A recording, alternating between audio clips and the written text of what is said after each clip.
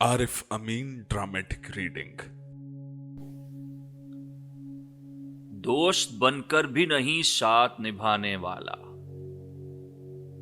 वही अंदाज है जालिम का जमाने वाला।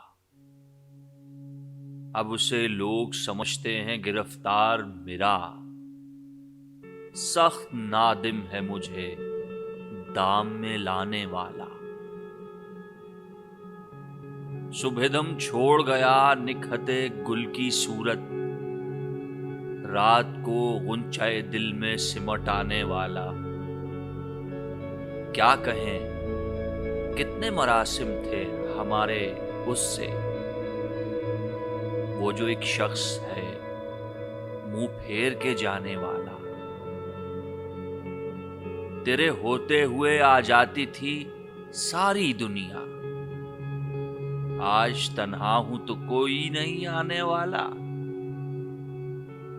मुंतजिर किसका हूं टूटी हुई दहलीज पे मैं,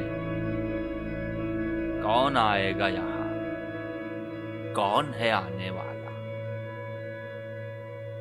क्या खबर थी जो मेरी जान में घुला है इतना,